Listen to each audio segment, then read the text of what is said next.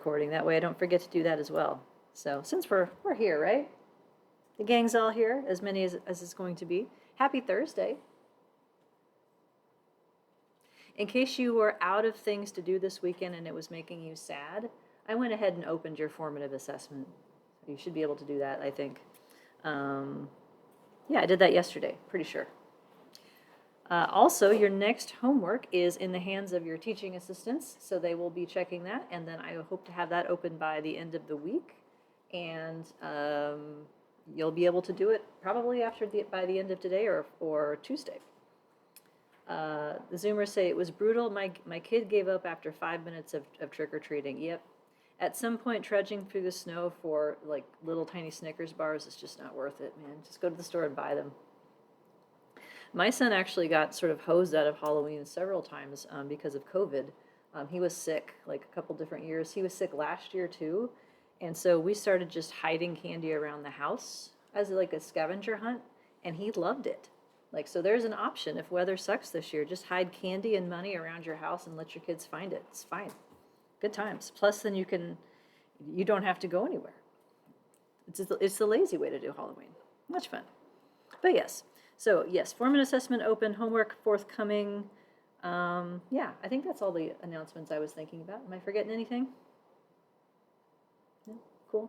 Do you remember what we started talking about last time? Like Easter egg hunting, exactly.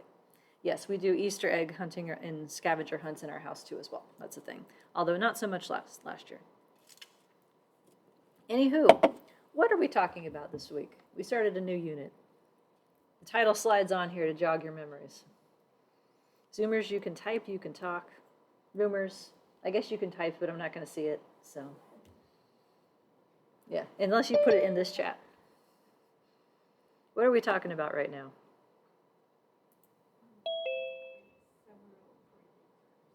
Yeah, models that have more than one, I would say, slope in them.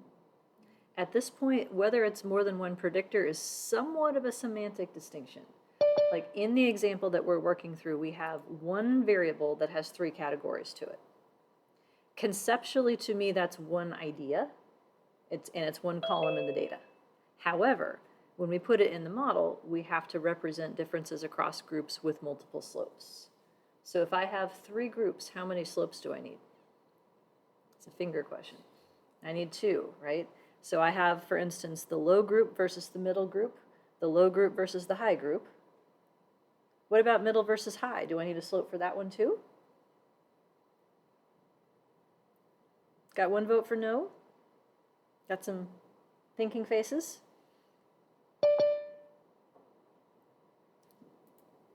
If I want to know medium versus high, can I know that?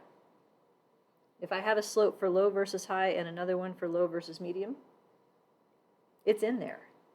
Like all I need to know is the 2 differences and I can find the 3rd. So in general, you need as many fixed effects as you have categories.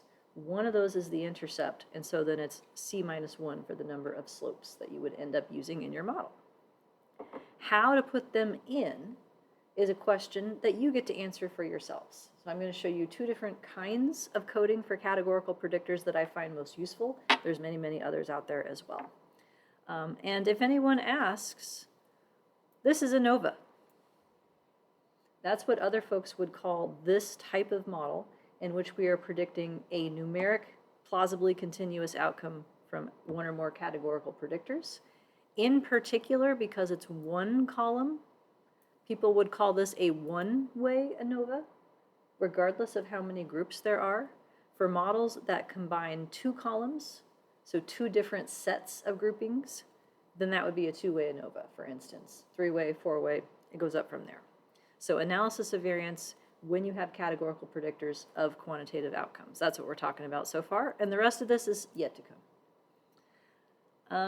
Do you want to see some numbers, some code? Is that better? Maybe. I don't know if I can make it worse. Put it that way. At the very least, I would like you to be able to use these methods in your life. So showing you the code and how to use it, I think, would be the next logical step. So same data set, sorry. We're only going to have 1 more example after this one with it, and then I'll switch. But at least we know the variables. So we're talking about the general social survey data where we're predicting income in thousands of dollars. And in this example, I have working class, which is an ordinal variable. That's the one that we're going to analyze today. I also have age, in years of age. We've played with education before. There's another one that is an ordinal variable for amount of happiness on a 5-point scale, and then our outcome variable at the very end here. In R, here are the packages that I'm using, and there's also going to be some custom output. So in R, there are ways to write what are known as functions, and they essentially are like little find and replaces for code. So if you find yourself writing code that does something and you just need to change like one thing in 3 places to make it work for another instance of that, that's a good candidate for what's known as a function. So you will start to see uses of 3 little functions that I wrote to go with this example. They are in the online materials, and what they will do is concatenate output into a nicer format and also add effect sizes to things. So I will point out those differences as they arise. But otherwise, we're reading in data from Excel and describing it. So this, by the way, is a review for us, but it's always the first thing that I do for real data. Generate descriptive statistics, because then you can get a sense as to what is plausible and whether or not your data are accurate. So if I see age here and I were to get a number like -99 as my minimum, pretty sure you can't be -99 years old. That means someone potentially misentered a value or forgot to designate it as a missing data code. So just looking at the ranges and the means of these things is a way to do a really quick data check in terms of accuracy. Do you know how many times in my life, so I graduated in 2003 with my PhD. I have been doing consulting, data analysis kinds of things since I was an undergrad. Do you know how many times it has happened that somebody gave me a data set to analyze and said, oh, it's all ready to go, I cleaned it, it's all checked, and it actually was ready to go without errors?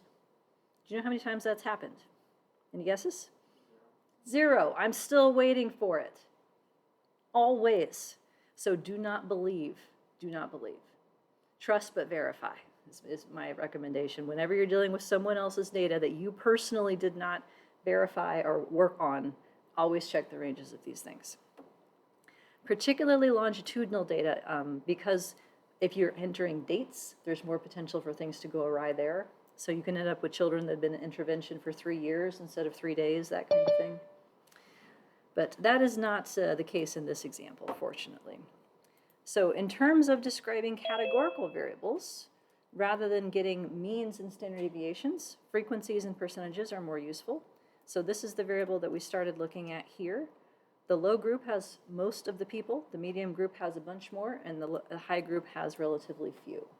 So in terms of power to distinguish group differences, any comparisons involving group 3 here are going to be problematic. There's not a lot of people in that group. There's not going to be a lot of precision in trying to estimate the mean for that group or mean differences relative to other groups. So that's just something to keep in mind in terms of reasons why our results turned out the way they did. This variable we're not going to play with just yet, but there's its distribution. In R, I'm using prop table and a table command to get proportions for these variables. And so the same information, just these are percentages, these are proportions. Okay, so this variable then, can I put that in the model directly as it is, as a predictor? Working class, choices are 1, 2, or 3. It will let me. Is it a good idea? No, these aren't numbers. So I would say there's 2 problems with putting this predictor in as is. And I'm making a point of saying this because this is a really common mistake that people make. It's very, very common. A small problem with putting this in is who is the intercept going to be for? Working class 0, which is logically impossible in how this variable is measured. So that's a minor problem. It means my intercept is not going to be interpretable for anyone in my sample, but it doesn't make my model wrong. What's the major problem in treating this as a number?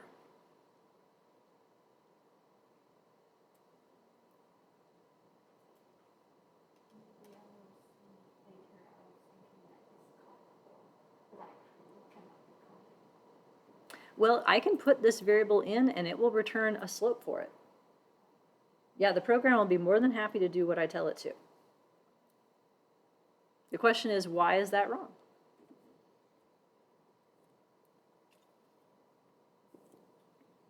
What does a slope represent? What's the definition? Go back to that. Change in y or x? Y for a change in x. Yeah, change in y for a 1 unit change in x. I'm conducting. That's what we're doing here.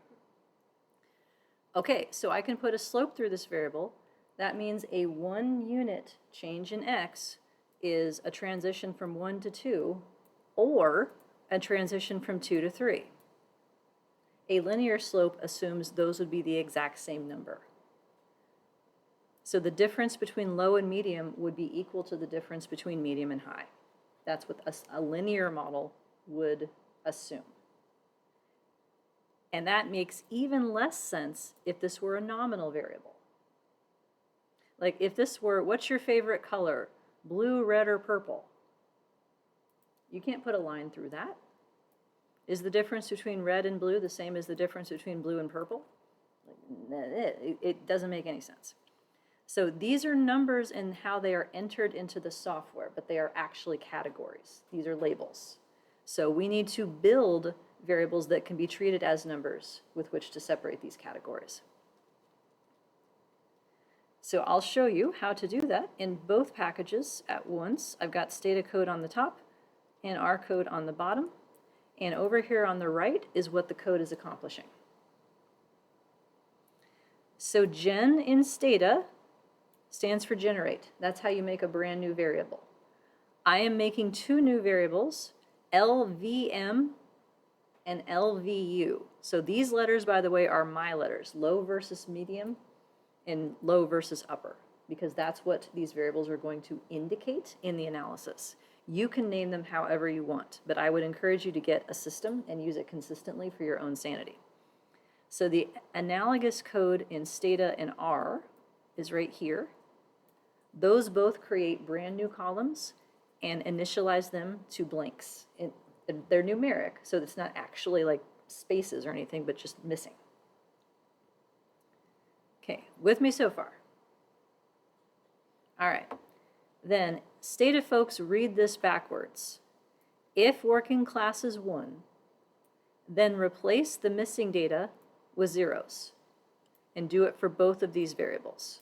That's setting up the first row of this table here. So all the people who put themselves in group 1 are going to have zeros for these two new variables. That means I have designated them as the reference for the model. They're going to get the intercept, the you are here sign. Then we get to 2. For group 2, the first variable goes to 1 and the second variable goes to 0. The same thing is true down here for R. The condition of if this is true is inside the parenthesis here, equal to, and then what happens if that is true is outside the parenthesis. The first variable goes to 1, the second variable goes to 0. For group 3, it's the opposite. The first one goes to 0, the second one goes to 1, and that creates the last row of the table. Okay, does the code make sense in terms of what's happening? And there are likely shorter ways to write this. My goal is to be transparent, not efficient. So I am building two new predictors. These new predictors are what go in the model instead. So I'm not even going to use this original 1, 2, 3 variable at all. It's done. Now each of these only means what I want it to mean when they're together. Separately, they are not interpretable in the way that I want them to be. So if I just put in this first column here, if all I have is that, does this variable represent the difference between low and middle? Not really. Yeah, what it is lower and upper together as the 0 versus middle. That's what this means. So the coding scheme only works if all the pieces that fully delineate the groups are together in the model at once. Likewise, if I only put in the second column, it does not mean low versus upper. It means low and middle versus upper. So the first column differentiates lower and middle only after I add in the second column to pull apart the two kinds of zeros.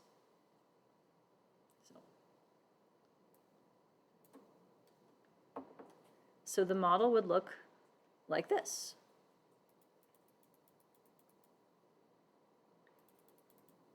So you will hear this process of assigning zeros and ones dummy coding. Have you heard that phrase before? It's very common. I don't like it. I've stopped using it, so I'm just going to change it to binary coding. That seems more polite.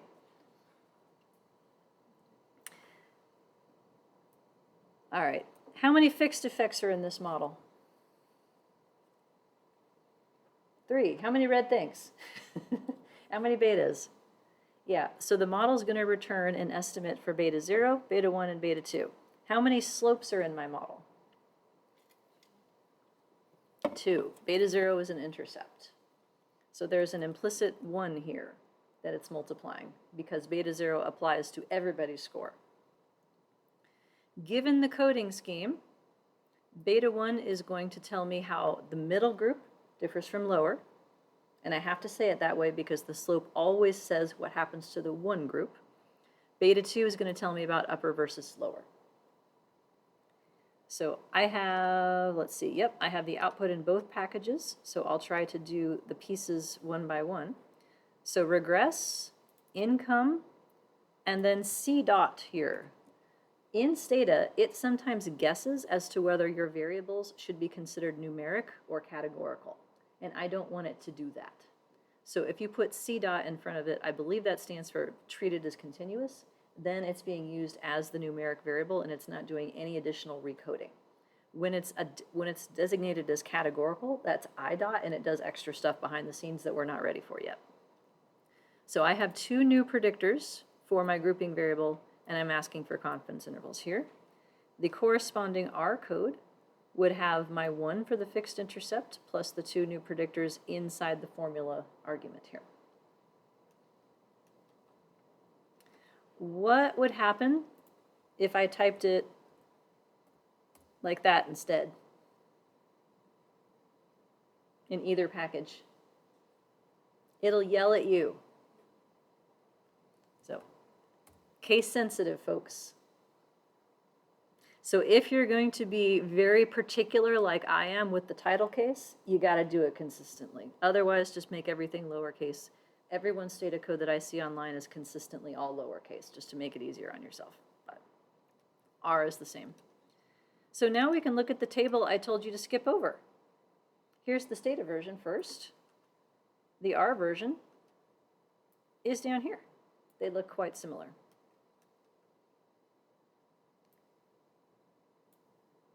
All right, this is a review from last time. What's SS stand for?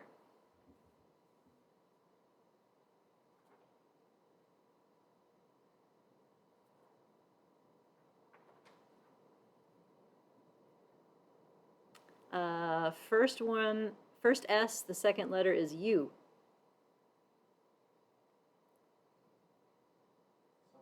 Hey, we got it. Sum of squares. Yep. I refer to sum of squares as information. It's essentially the numerator of a formula for variance before you divide by some indicator of sample size. So I'm going to call it information. Sums of squares for the model. That is, across all the people, the difference between what the model says their outcome is going to be minus the grand mean for the outcome. So it's y hat minus y bar squared, summed. Y hat minus y bar. In English, that essentially is a measure of how much more variability was introduced into the predicted outcome by adding these slopes. Because we start with beta 0 as just the fixed intercept. Everybody gets that. So relative to that, how much more variability in predicted outcomes, y hats, have we introduced into the model by adding the slopes of these new predictors? That's what I want to know. In Cole's analogy, this is the stuff I came home with. How much stuff did you get? Okay. Down here, that is sums of squares residual, or error. Yes, good Zoomers. That is essentially all the stuff that's left in the store. That is how far wrong y hat is for you. Y minus y hat.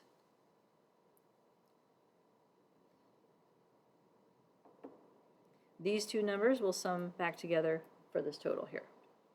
So we're essentially taking all of the information in our outcome and divvying it up into reasons we know that it's there based on our predictors and reasons we don't. Okay, with me so far? Thumb check? Okay, getting there. Lot sideways to up is what I'm hoping for. That's all I can dare to hope for. Now this column, what's DF stand for? Yeah, degrees of freedom. Now there's two numbers here. The first one is degrees of freedom numerator. That is the number of slopes in your model. In my Cole's analogy, that's how much money I spent to buy my stuff.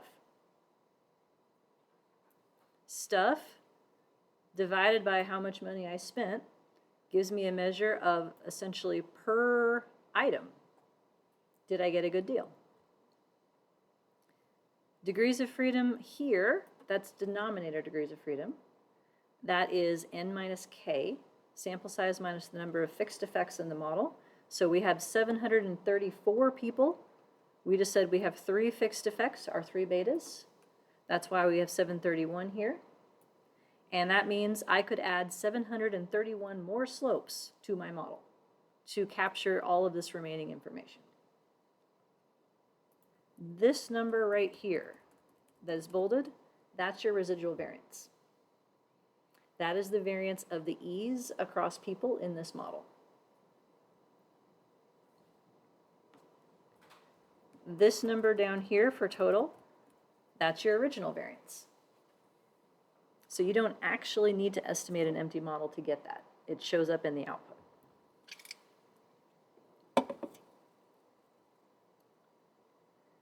Then we end up with a ratio, a test statistic.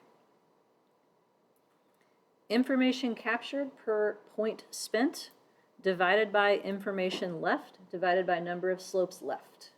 That is our new friend F.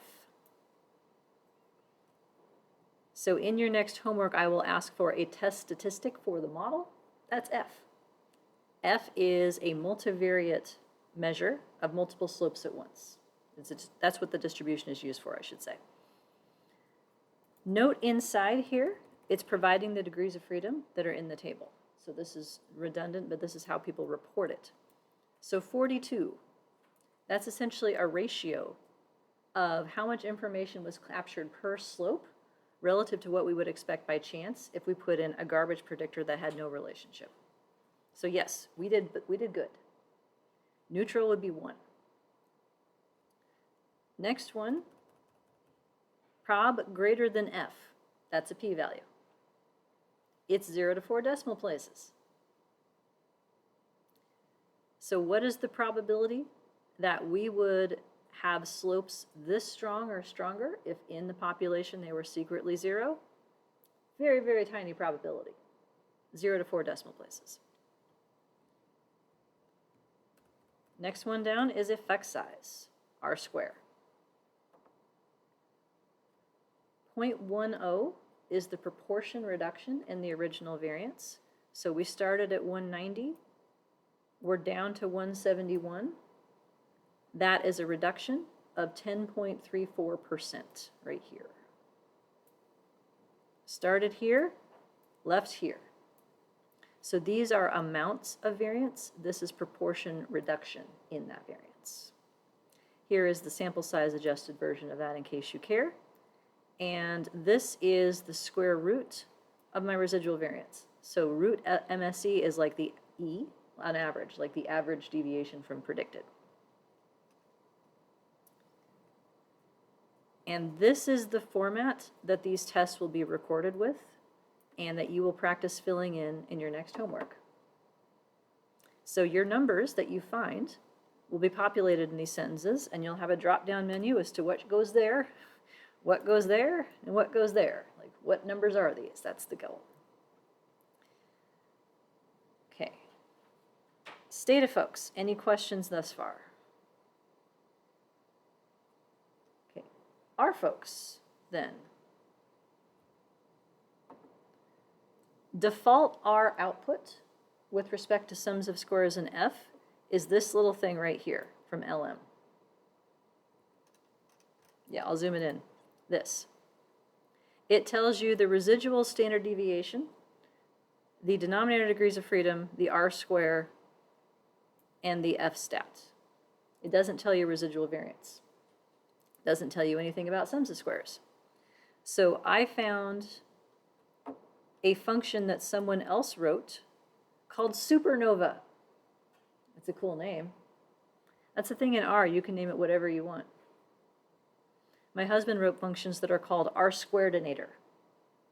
Seriously, that's what he named it, R-squaredinator. There's 2 different versions, in case you're curious. But this was written by someone that had a textbook, and so this accompanies the textbook. But I like it because it shows a traditional sums of squares table in the same way that every other package on Earth does. So Stata, SPSS, SAS, they all have this format to it. So it divides the model up into the pieces of the model. Go ahead and ignore that. You're not going to ever need that. But otherwise, it's the same information. We have model. How much information did we capture per slope? We have error or residual. How much information is left divided by how many slopes are left. And then there's the F right here. And the R square for the model is given as this thing called PRE, which is proportion reduction in error, and there's the p-value. So same information, mostly in the same places for that. So this is an extra function. So I'm using LM, I'm saving it as a name called model class, because this is working class as a predictor. I named my models based on what their contents are this time. And then I asked for this table. Now the model itself. This output in Stata, or this output in R. I built this little function to add confidence intervals to the output that is generated by default and to provide better labels for these columns. So summary CI, and you can tell it's one of my functions because it starts with a capital letter. Everyone else doesn't do that. So I did that on purpose. This little function is inside the online files for your homework. You can use it to generate a table that looks like this. It matches then the format of Statas in terms of the layout. So we can start to look at this. Okay, so my intercept, 13.65. That's the expected income level in thousands of dollars for what group?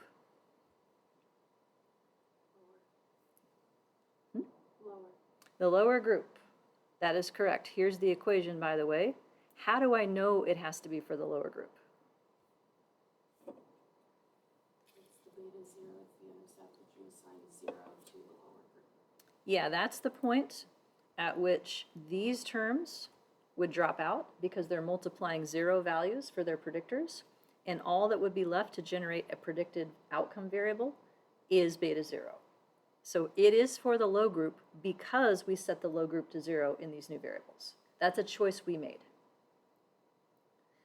If we had wanted the reference to be the highest group instead, we would set them to 0 instead and rename the variables so we don't go crazy. So 13.65 is for the reference group. What happens to income if I'm in the middle group instead? The coefficient is positive 8.9.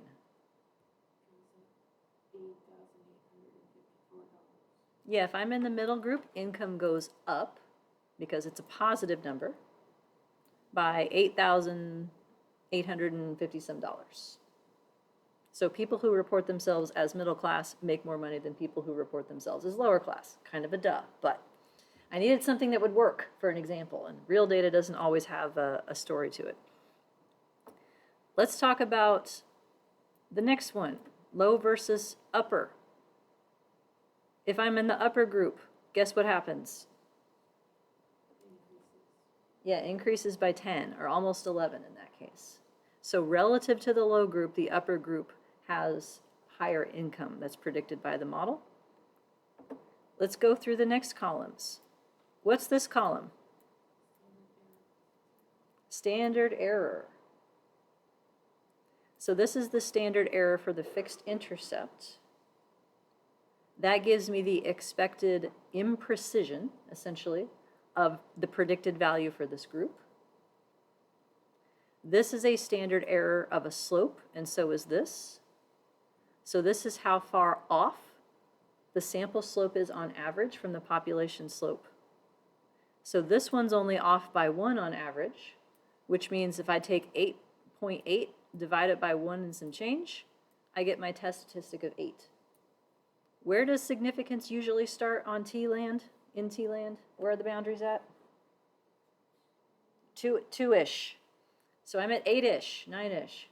So unsurprisingly, the p-value is less than 0.0001. So I added some formatting so it would look nicer. In other words, how often would we see a slope of 8.8 if the true slope were 0? Really, really unoften. Is unoften a word? Inoften? I'm going to go with unoften. That sounds right to me. I'm going to stick with it. Said differently, this slope is almost 9 standard errors away from the null hypothesis. 9 standard errors. Expected wiggliness times 9. It's really far out there. What about this one? The standard error is 3. So it's 3 times as big, resulting in a test statistic that's smaller. So we have 8.8 versus almost 11, but when you locate them on a distribution relative to their expected wiggliness, that one is actually way stronger, way more unexpected. Why do you think this standard error is 3 as opposed to these smaller numbers here? What's up with L versus U? Yeah, it has 20 people. That's why. The model is not really sure what the difference should be because it's hard to nail down a mean for 20 people relative to 400 or whatever. So this comparison has more uncertainty in it. Still significant, but that tells us that upper is significantly greater than lower. That's all it tells us. Now, what about these two? Might we want to know about the middle group versus the upper group? Sure. Does this table tell me that directly? I could compute if this is how far away from low middle is, and this is how far away from low upper is, then 8.8 versus 10.9, that difference is going to tell me the difference that's implied. So 10.9 minus 8.8 is the difference of how upper differs from middle. It's the difference of these two slopes. So I can get my calculator out and compute that, but I don't know if it's significant. I don't have a standard error for it or a hypothesis test. So I'm going to ask the software to do that one for me. Data, folks, everything I just said holds up here. The only difference is that the fixed intercept is last. So when you get used to looking at your output, just remember that switch.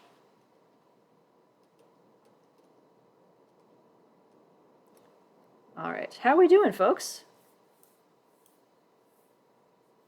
Feel like you could do this? I think you could do this. Your next homework will be 4 groups, though, just to make it just this much more challenging. What fun would it be if the code was exactly what you needed and you didn't have to mess with it at all? That wouldn't be fun. That wouldn't be worth your valuable time and attention.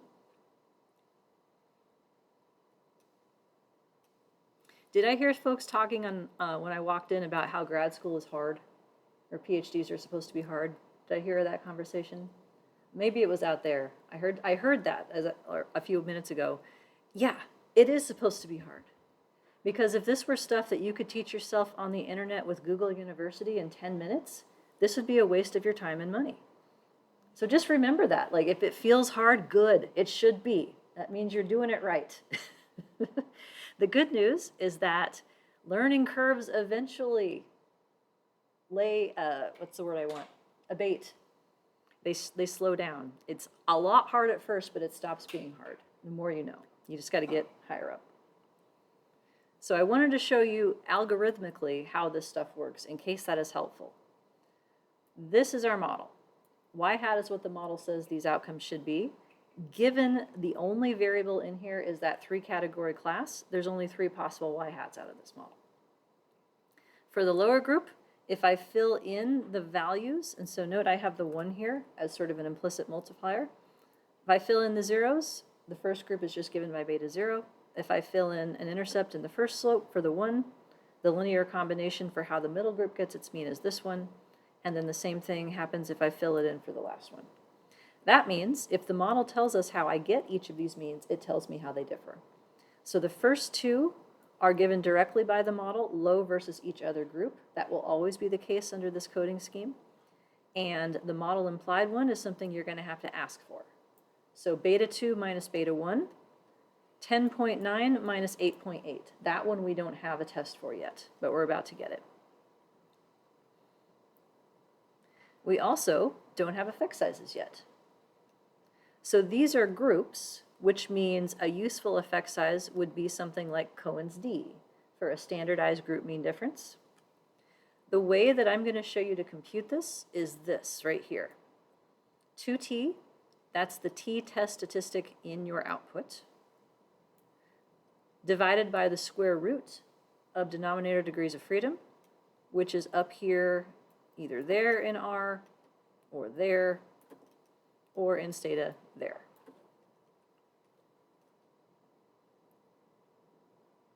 So right now we know that 2 of the groups differ from lower. We don't yet know if middle and upper differ, and we don't have a sense as to how large these differences are in a more of a standardized way. So let's get all of that missing pieces of information.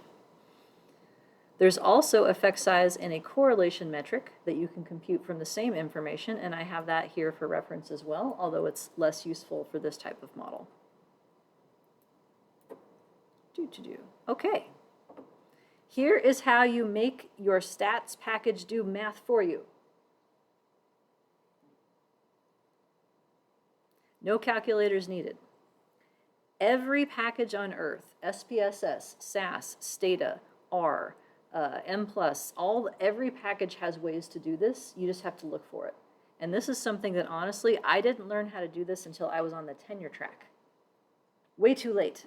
So I start folks on it right away because I think it's really important to know how to do these kinds of things.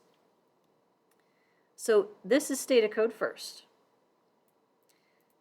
lincom is a command. It's called a post-estimation command. It stands for linear combination.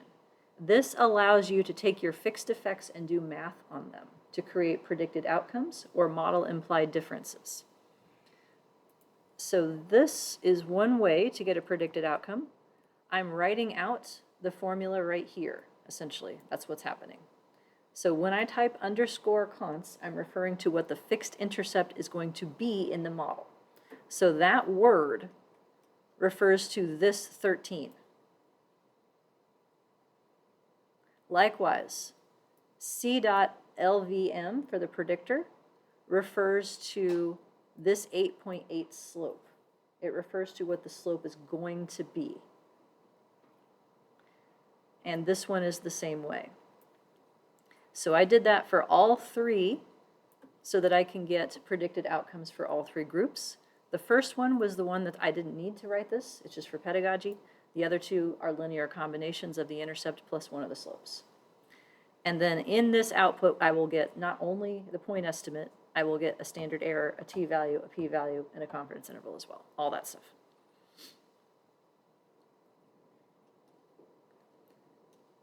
All right. Now, these are asking for mean differences. The first two are already in my output. I didn't actually need to ask for them, but I wanted to get effect sizes for them as well.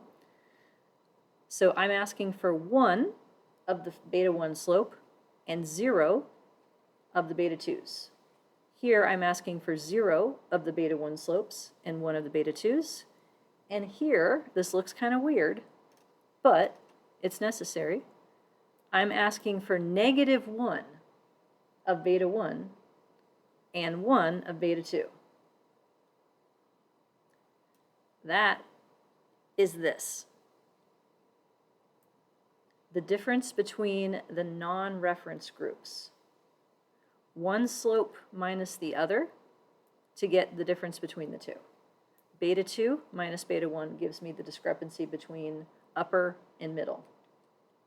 So in the code, a minus sign creates subtraction rather than addition. So this ends up being beta 2 minus beta 1. This is the only one I really needed to type in terms of getting the hypothesis test. However, do you see this code right here?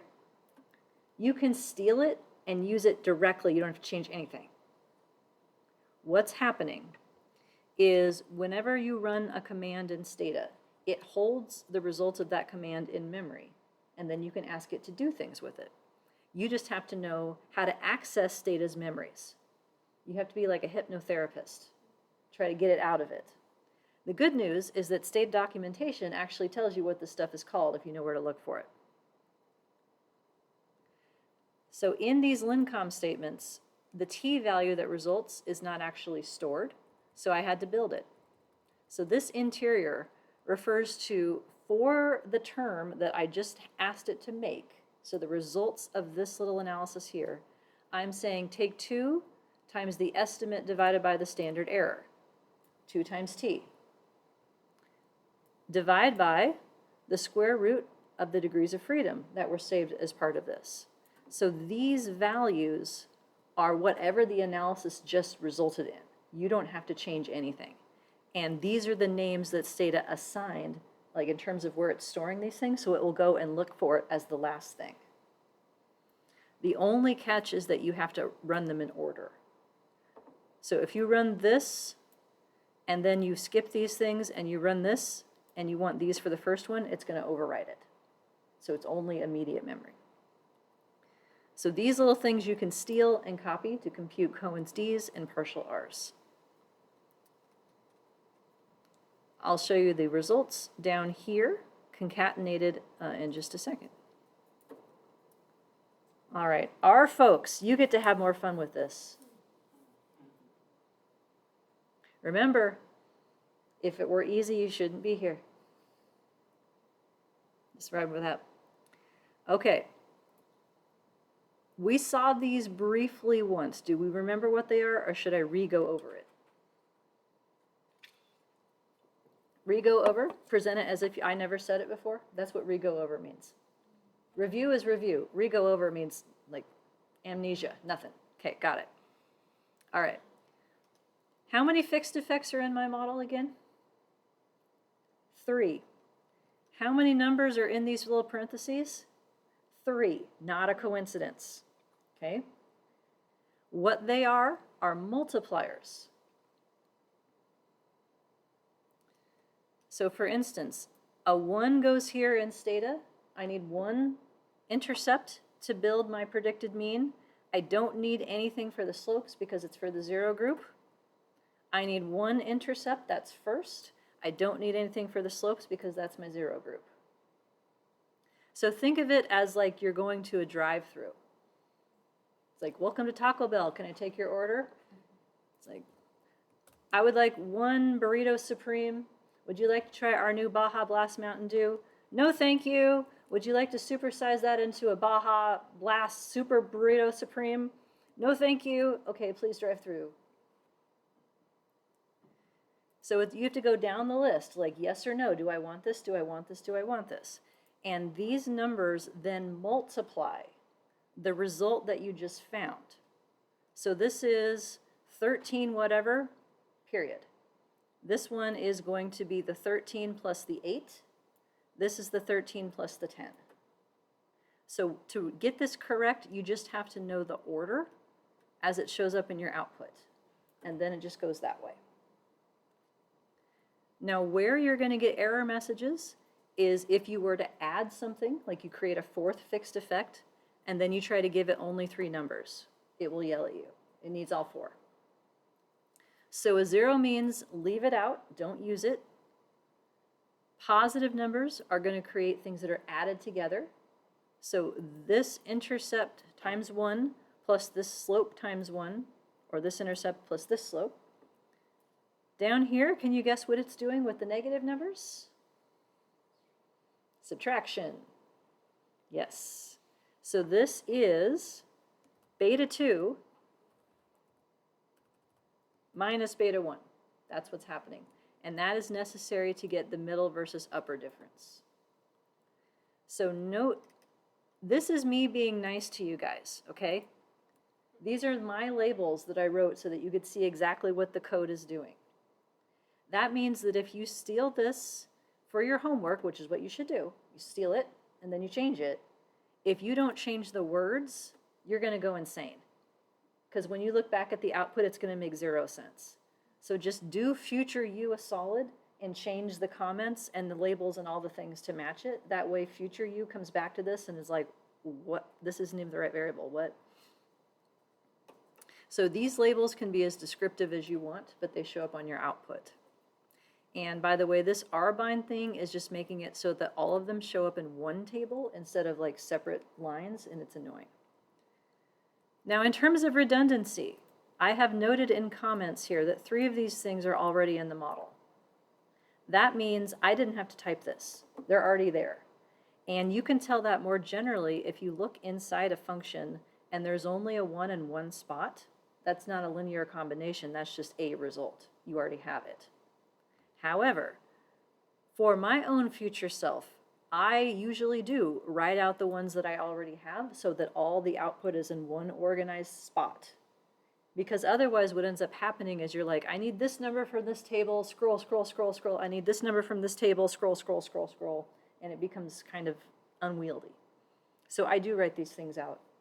And the nice part about it is that this is the kind of table that you could send to somebody who doesn't know how to run these models. Right? Things are nicely labeled, and you can explain what the slopes do. But predicted income, that's what these 3 numbers mean. You know, these are all slopes. So now we know the rest of the story. The middle versus upper difference, beta 2 minus beta 1 is 2.13. That's the difference. This one minus that one. Cool. However, is 2 a lot? Relative to the expected variation of 3, no. So the average slope would be off by 3 from the population slope if this were 0. We're off by 2. So we're well within expected territory. Our t-value is 0.7. So a t of 0 is smack in the middle, like we're just a little bit over on the positive side. And our p-value is 0.48. So that means if there was no difference in the population, we would see a slope this big or bigger like half the time. Well within expected territory. So this is another function that I wrote so that I could tack on confidence intervals for these.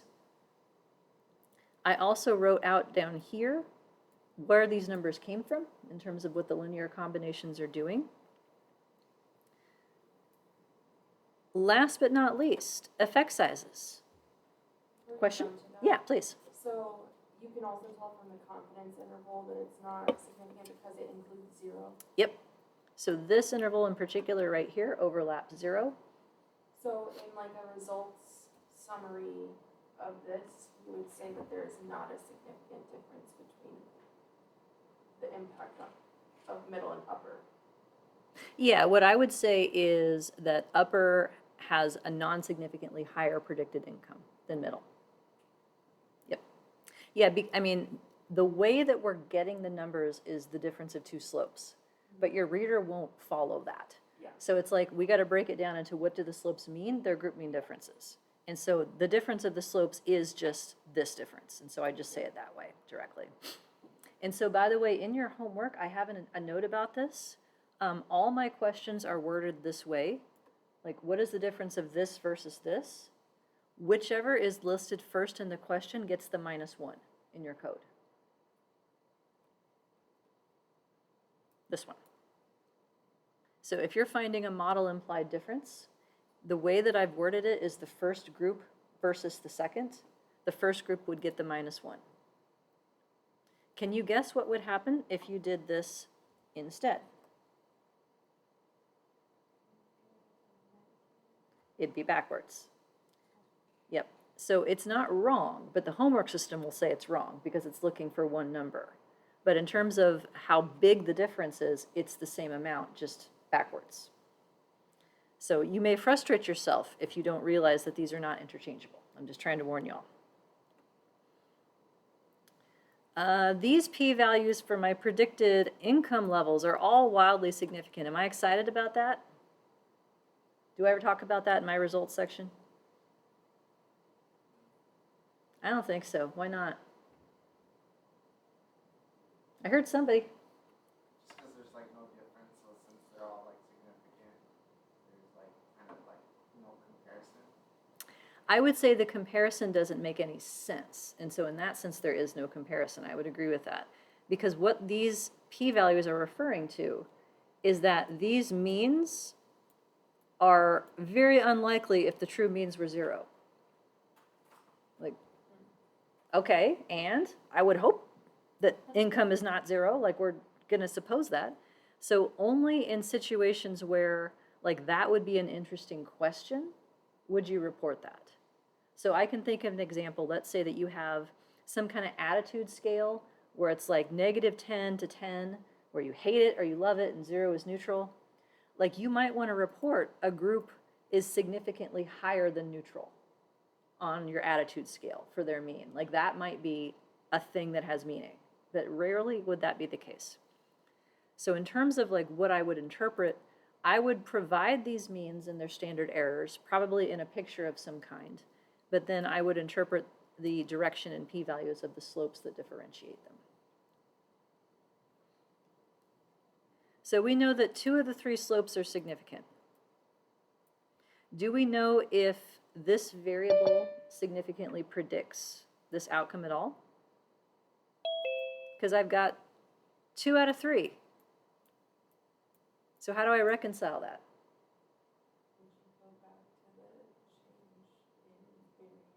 Yeah, so I've got 3 different answers here as to whether group matters. The overall model test is what I need to pay attention to. So this F right here that tests those 2 slopes together is telling me, are there differences across these 3 groups? And the answer is decidedly yes. Those 3 groups, accounting for those 3 groups has explained 10% of the variability. Another way I can think about this is if I make. If I tell my software to make y hat for everybody, I can do that. That's 1 line of code. It can save it as a column. If I take that y hat that the model says it should be, and I correlate it with the real y, that's r, right? Correlation? Guess how I make it r squared? It's almost 3 o'clock. I'm throwing softballs here. How do I take my r and make it r squared? You square it, yeah, and you capitalize it too. I don't know. R is lowercase and r squared is uppercase. I don't make the rules. I'm just the messenger here, but it's true. So yeah, that's the other way you can think about this number, r squared, and I'll put it in the Stata output as well. This is by how much the variance in your outcome is reduced after adding these slopes. And so you would want to pay attention to this F test in addition to the test of the individual slopes, because this gives you what's known as an omnibus or an overall sort of answer. Like, does working class matter? Yes, F says so. That's my general answer. It matters. It explained 10% of the variance. Then more specifically, how does it matter? that's where we would go into the specific results and say, yes, class matters. However, it looks like lower is different from the other two groups, but the other two groups are equivalent. So I have a general answer based on my model, and then I have specific sort of answers based on individual slopes and combinations thereof. Likewise, what's my effect size for my model? R squared. F is a significance test of this R squared. I also want to get effect sizes per term. So I wrote another function that takes this output and adds 2 more columns. So it's labeled as partial D and partial R. I'm going to change that back to Cohen's D. I keep redeciding this. The reason I call it that is because it's in the same family of effect sizes, but no one calls it that. It's Cohen's D. But I added this so that you tell it what object of linear combinations you want, what model it's from, and then, yeah, this one I don't think you need, but these ones you do. So in your homework, I'm asking you to compute effect sizes for individual slopes. You can get those for the ones that are from the model or ones that you create after the fact. And the corresponding Stata code to do it is right here. Ta-da. And there's the picture I tried to talk about. I would not make this picture in a publication, though. This is for class. Yes? Maybe this is a silly question, but is the R squared for the model, because you're taking the R from each slope and multiplying them? Good guess, but no. Okay. So the way that I would think about it is there's only 2 slopes in the model, right? But we know there's 3 differences. So I just as easily could have made the high group my reference, and then I would have different slopes. So there's like an arbitrariness of which comparisons show up in the model and which ones come from it otherwise. That would not work. The way that I would think about it in terms of R is that it is the correlation between Y and Y hat that came from the slopes. So the slopes are used to build Y hat. Y hat is correlated with Y, square it, and that's R square. So these R's and D's here, these describe the contribution of that slope above and beyond all the other slopes. In this context, that does not yet make a lot of sense. It's a different animal. More to come on that. That will not be the end of the story. For something like this where we're interested in mean differences, I would just report these D's. Actually, that's what I would give. I just wrote the function to give R's too so that you have a choice. That's all. And then this is trying to map all those differences onto a 1-unit change in X. So we took these 3 groups, we created 2 binary contrasts, so it's as if we have 2 x-axes at the same time. And here's a little paragraph of how I would describe this. So my general format for results sections like this is if I hadn't already done it in the methods section, I would give a little bit of information about the variables. So normally that would be reported already, but just in case. I then described how the variables were created in the analysis. So we created 2 binary contrasts to distinguish the classes, and which lower class was the reference group. I then computed effect sizes using this. We found general result first. So this is the type of template that you will get to fill in your homework. F, what are these things in here again? Degrees of freedom. That's needed because the F distribution changes its shape as a function of these things. You don't need to know any more than that. This is the test statistic. It will always be positive. It has to be because it's in a squared metric. So you can think of this as a ratio of explained to unexplained per slope. Explained per slope divided by unexplained divided by per slope remaining. Known to unknown. 42 known over 1 unknown. That's good. P. By the way, P is always italicized, and there should be spaces before and after the equal sign. In terms of reporting in APA style, you're supposed to use leading zeros for any number that goes above 1, but for numbers that are bounded at 1, you don't have to. So that's why I don't have a leading 0 for P or R square, because it stops below 1. So this is my general statement of what happened. Class membership significantly predicted income, bleh. Then you get into the more specifics. And how you phrase this depends on what you found. There are more efficient ways to say it, but I tried to write it in terms of relative to the comparison group. Annual income was higher for both middle class. And note I'm giving the estimate, the standard error for it, and the effect size. If you table your results instead, the only one you would need to include is just the estimate, and that helps the reader know where to look in the table. And so I'm listing all 3 differences in here at once so that the reader has all the information. Ta-da! How are we doing, folks? Eh? Okay, I do want to make a disclaimer, a caveat. In other classes that deal with analysis of variance, you're probably going to be taught about alpha inflation and Bonferroni corrections and all that crap. Some people are nodding. I don't care. Okay? I just don't care. And you can't make me.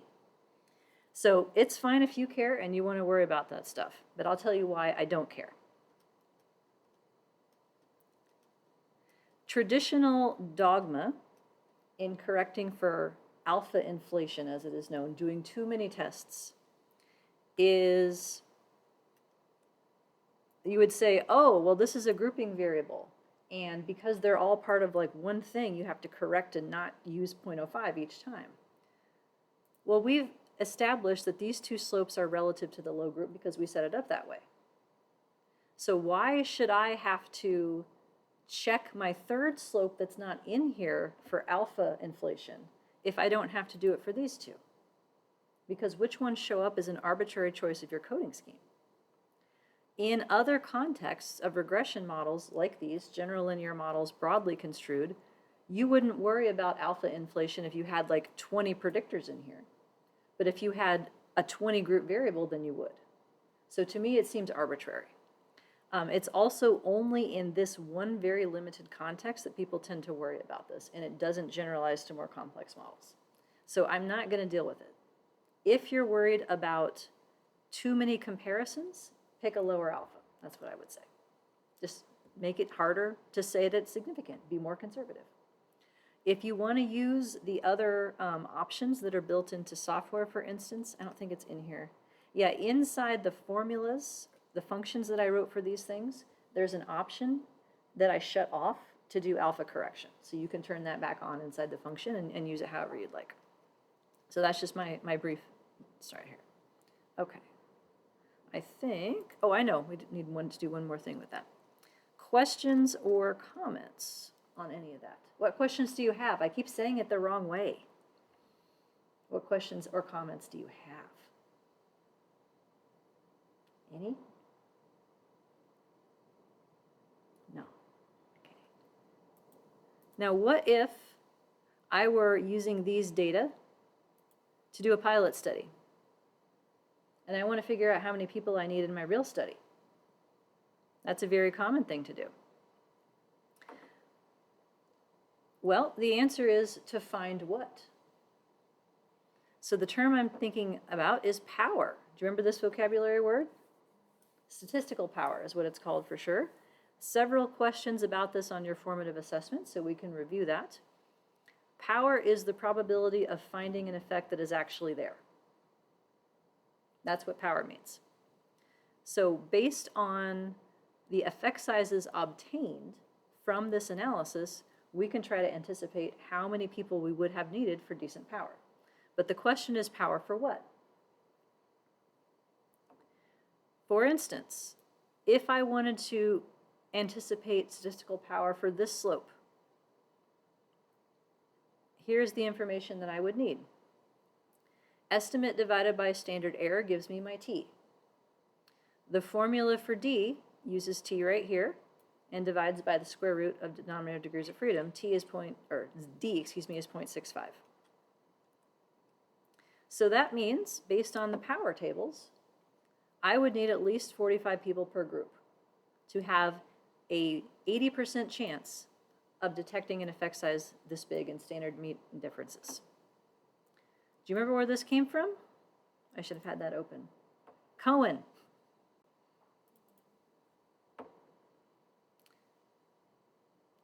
I'm opening a PDF real quick. That's not real quick. That's the problem. This, I think, is somewhere on our class website, if memory serves. I built this a very, very long time ago. I've like manually typed it out of a book. This was like 1999 or something. So this is from the classic Cohen Power book. I found it online, actually. And this is page 55 in particular. This is a chart that's organized in terms of D for standard mean differences. So again, going down the rows, this is your power rate, your probability of finding an effect that's really there, and here is the size of the effect that's really there. So note D goes past 1. D is not bounded at 1. It's a standardized mean difference. It goes from infinity. So I just found in these data an effect size of 0.65. So if I go to my table, somewhere between these two, if I want to be an 80% power, let's say it's this one right here. So each group would need 45 people to have 80% power for that one slope. For the next slope, that D is only 0.27. So to locate where 80% power is on the table, now I need 175 people per group to have an 80% chance of detecting a smaller difference. What about the one that wasn't significant? Well, that translates to a D very near 0. I need the universe. I need 2,000 people. Then I'll have adequate power to say that a D this tiny is statistically significant. At that point, really?